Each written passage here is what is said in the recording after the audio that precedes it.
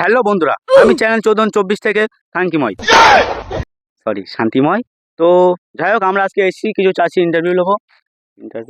ও মা, যাই হোক, চলো, ওদিকে কোনো পাগলা ছোড়ার দেখা পেলে আমি তোমাদের বলবো, চলো।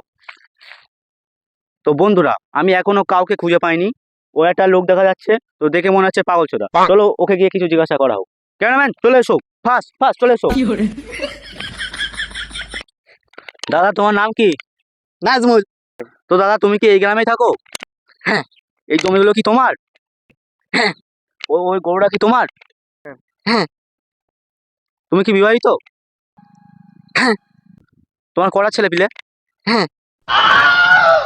তোমার কটা ছেলে পিলে? হ্যাঁ।